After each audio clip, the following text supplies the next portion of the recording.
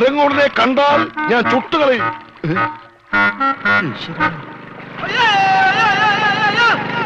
Boat പറഞ്ഞു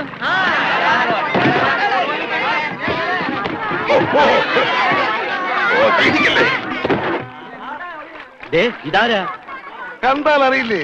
ആരോ നമസ്കരിക്കുന്നാവും മണ്ട. ഇന്ന് പതിവില്ലാണ്ട് ഗംഗാധരന്റെ ബോട്ടാണല്ലോ ആദ്യം വരണത്.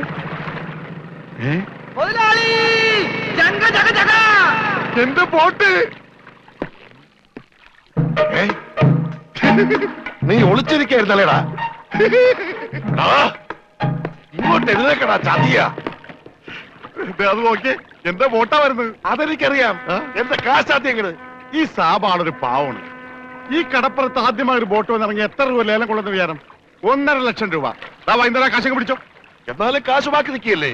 കൂടി വന്ന 24 മണിക്കൂറേ ബാക്കി നിൽക്കുന്നുള്ളൂ. നാളെ രാവിലെ എന്റെ ബോട്ടാണ് ആദ്യം എടുക്കാൻ പോകുന്നത്. അപ്പോഴും കിട്ടും 1.5 ലക്ഷം രൂപ. അതും വൈകുന്നേരം ഞങ്ങൾക്ക് തരും. അപ്പൊ എത്ര രൂപയായി? 3 ലക്ഷം. 3 ലക്ഷം രൂപയല്ലോ. ഞാൻ എത്ര തരാനുണ്ട്? 2.25 ലക്ഷം. ബാക്കി എത്ര? സാബ് വിഷമിക്കുന്നു വേണ്ട. ധൈര്യമായിട്ട് വീട്ടിലേക്ക് വിളിക്കും. ഞാൻ വൈകിട്ട് വന്നേക്കാം.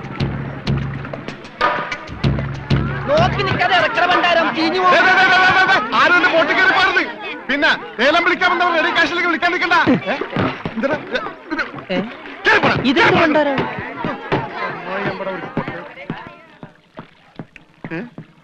ഒറ്റ മീൻ പോലും ഇല്ലേ? രമണ, ഇതെന്താണ് മത്സ്യകന്യക? മത്സ്യകന്യകൻ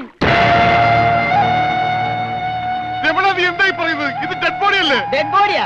ഇതാ ആര് പറഞ്ഞ ഡെഡ് ബോഡിയാണെന്ന്? ആ ചെകളെ വിളിച്ചൊന്ന് നോക്കിയേ, ജീവനുണ്ട്.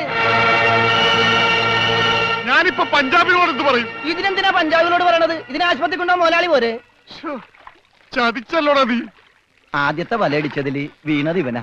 ജീവൻ ഉണ്ടായിരുന്നത് കൊണ്ട് മീൻ പിടിക്കാതെ ഞാൻ ഇങ്ങോട്ട് പോന്നു. നന്നായി. മുതലാളി ആഗസ്റ്റ് 15-ന് പ്രസിഡന്റിന്റെ കയ്യിൽ നിന്ന് പതക്കം കിട്ടും. പടക്ക് കിട്ടിട്ട് എന്തിനാ പട്ടി നിന്റെ അണ്ണാക്കിലിട്ട് പൊട്ടിക്കാനാ? പടക്കല്ല പണ്ടിറങ്ങാനായിട്ട് പതക്കം. ഈ കാലം പിടിച്ചേ. എന്തേ ഈ ഡെഡ് ബോഡി ആശുപത്രി കൊണ്ടുപോകണ മുമ്പ് ഇവിടെ മരിച്ചാലുണ്ടല്ല മുതലാളി എന്നെ സമാധാനം പറയേണ്ടി വരും.